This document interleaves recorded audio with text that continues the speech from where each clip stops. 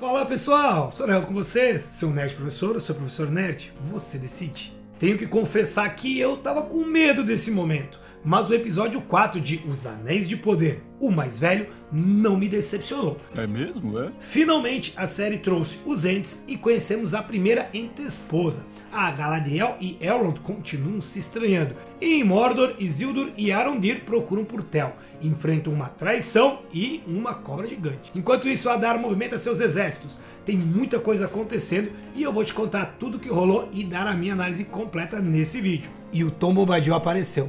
Vem comigo! Pois é, existe o que você procura e o que você encontra, não é mesmo? E eu já vou avisando, esse vídeo tem spoilers da série, dos livros, dos filmes e de tudo mais. Apesar das críticas, eu tô curtindo a série muito mais do que eu esperava. E olha só, é bem diferente Os Anéis de Poder do que A Casa do Dragão e muito mais ainda de A Roda do Tempo. Em A Casa do Dragão a gente tem um livro com vários detalhes, com acontecimentos, vários detalhes que acabaram sendo mudados e sem falar que alguns foram absurdamente distorcidos. Da Roda então eu nem falo, porque aqui sim foi feito toda uma deturpação da obra. A Roda é um livro completo, com diálogos, estrutura e tudo foi mudado. Já Os Anéis de Poder, galera, não tem história, são contos e cartas, nem sequer dá pra dizer que é baseado num livro. Então a licença poética, artística aqui voa alto, às vezes um pouco mais alto do que deveria. Mas não dá pra negar que a série melhorou 100% em relação à primeira temporada. Ela ficou muito mais rápida e ao mesmo tempo temos o aprofundamento dos personagens que estava faltando na primeira temporada. E a escolha de não colocar todos os núcleos em todos os episódios faz muito sentido. Por exemplo, no episódio 4 a gente não vê nem o núcleo de Adar, Celebrimbor, nem Númenor e nem os anões. Então nós estamos conseguindo aprofundar mais a história. E um dos pontos mais destacados aqui é a relação entre Elrond e Galadriel. O meio-elfo ele não aceita que a elfa esteja usando o anel. Ele já começa o episódio colocando a amiga no seu lugar. Basicamente ela foi rebaixada de comandante para tenente. Deve ser humilhante para ela. O Elrond não quer nem saber da ajuda dela. E ele deixa claro que ela só está ali a pedido do grande rei. E depois, quando eles estão em um momento de decisão lá diante da ponte quebrada, ele não aceita o conselho dela para seguirem pelo norte, decidindo pelo caminho mais curto e provavelmente uma emboscada. E é claro que eles caem de cara nessa emboscada. É uma cilada, amigo. E eles acabam tendo que enfrentar as criaturas tumulares, o que leva à morte de um dos companheiros e aquela cena dos Vingadores da Terra-média. Essa batalha é uma das mais interessantes até o momento, olha, não é nada forçada e tem um CGI que ó, dá pra comprar. E apesar de ser de noite, num lugar fechado, sombrio, com névoa, ainda assim é possível enxergar o que está acontecendo. Bem melhor do que a batalha final do episódio. Eu já falo sobre isso, mas antes eu vou parar aqui um minutinho só para pedir o seu like. Bem simples, pessoal, clica aqui no curtir, que aí você fortalece o vídeo e fortalece o canal. Vocês sabem que eu tô aqui sempre para trazer conteúdo de qualidade para vocês. Então, galera, bora se inscrever no canal e ativar o sino das notificações para ficar por dentro de todas as novidades que saem aqui. Aqui no canal NerdSor eu falo para vocês sobre filmes, séries, animes, livros e mais. E se você já é inscrito e quer ajudar a fazer o canal ainda melhor, então considere se tornar um membro. Quando você se torna membro do canal, o YouTube percebe que nós temos aqui um conteúdo bom no geral, e aí ele entrega esse conteúdo para mais e mais pessoas. Então pessoal, me deem essa força que eu com certeza vou fazer de tudo para manter a qualidade do canal para vocês. Enquanto Elrond e Galadriel discutem, o estranho procura pelas amigas, que ele perdeu depois de ter perdido o controle sobre aquele tornado que ele conjurou lá no final do outro episódio, e que nós descobrimos que também matou 2 dos seus perseguidores. E olha só, também descobrimos que aquele velho que controla quase toda a Rum é um tal de Mago Sombrio, e que ele é um Ishtar que chegou antes. Aqui eu tenho certeza, ele é um dos Magos Azuis. E agora ele decide que ele próprio vai enfrentar o estranho, vai capturar o estranho. Tem uma teoria rodando por aí que fala que, já que o Mago Sombrio é um dos Magos Azuis, o estranho é o outro, e que eles vão desaparecer das histórias após eles lutarem em algum momento, e vai ser mostrado aqui na série. Até faz sentido, e seria interessante se essa adaptação acontecesse, mas eu não acredito muito nisso, a menos que muito da história seja alterada, mais do que já foi. E eu já volto nessa linha de raciocínio, porque primeiro eu preciso falar sobre outro personagem que aparece nesse episódio. Para isso, vamos acompanhar o estranho e sua procura, que o leva a encontrar o enigmático Tom Bombadil. Este é um dos personagens mais enigmáticos de Tolkien e sua aparição levanta muitas questões. Quem é Tom Bombadil? Boa pergunta. Qual é a sua verdadeira natureza? Não sei. Nem mesmo Tolkien nos deu respostas claras sobre isso. E a série aborda essa questão de forma que eu considero perfeita. Porque o estranho pergunta diretamente a Tom o que ele é. E ele diz que ele é Tom Bombadil, o mais velho. É isso. E foi o próprio Tolkien que disse que Tom é Tom. Ah, bom, então assim sim. Gostei muito de como adaptaram ele. Tom, ele tá sempre envolto em canções e músicas, e aí ele acolhe o estranho com aquela habitual despreocupação dele. Mas enquanto ele canta, o estranho encontra um galho, e ali aquele galho tem o formato do cajado que ele tanto procura. Para ele deve ser aquela chave que vai liberar os seus poderes. No entanto, antes que ele possa fazer alguma coisa com o tal galho, o estranho acaba sendo preso pela árvore. E mais uma vez o Tom intervém e libera ele. Tom é um dos seres mais antigos da Terra-média e a sua conexão com a natureza é profunda e basicamente incompreensível. E agora eu pergunto, será ele uma manifestação de Eru Ilúvatar, o criador de todas as coisas?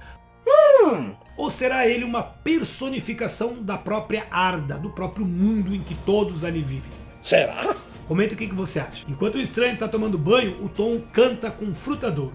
Mas a presença dela é também estranha. Ela tá ali ou não tá? O estranho está confuso. E eu também fiquei confuso, tentando entender o verdadeiro significado por trás de todas essas coisas. O Tom, ele então explica um pouco sobre quem e por que o estranho está aí. Ele fala até sobre a questão do nome dele, sobre o cajado. Essa conversa deles vai mostrar que o estranho, então, não pode ser um dos azuis. Ele é sim Gandalf, porque o Tom fala claramente que o estranho deve enfrentar tanto as chamas quanto o Sauron. Na minha opinião, ele está falando do Balrog, né, quando ele fala das chamas. Inclusive, o cajado que ele acha é um galho de árvore e ele fica muito parecido com o cajado que o Gandalf usa enquanto ainda era o cinzento. Pode ser que eu esteja enganado e ele seja sim um dos magos azuis e ele enfrente sua contraparte e ambos acabem destruídos.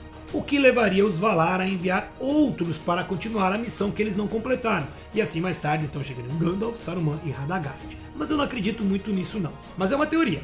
Me conta aí o que você acha. Eu leio todos os comentários e respondo também. Enquanto isso, as Pés Peludos encontram outro pequeno, um tal Ninguém, que as leva até sua vila. E ali elas encontram mais do que esperavam, porque descobrem que os seus ancestrais saíram ali dessas tocas, né, que vivem ali no deserto de Rum, e que faziam parte desse povo que se chama de Grados. Isso ajuda a explicar muitas das tradições e canções que os Pés Peludos ainda seguem até os dias atuais.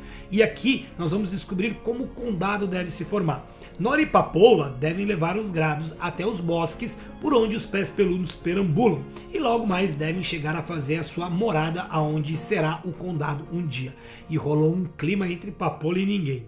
No entanto, as coisas vão se complicar, porque os Galdrim, aqueles mascarados que estão sob o comando do Mago Sombrio, invadem a área em busca das Pés Peludos. Bem ao sul, Arondir e Isildur estão à procura de Tel. Arondir começa a desconfiar de Estrid. Ela tem aquela marca no pescoço que desperta suspeitas, né? E isso coloca Arondir em alerta. Ela ataca o cara e ele aprende, fazendo com que a moça então mostre o caminho para o acampamento dos selvagens, onde eles acham que Tel está preso.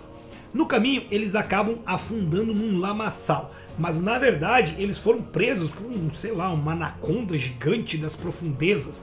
E se não fosse a Estrid, Arondir e Isildur teriam ido de arrasta para cima.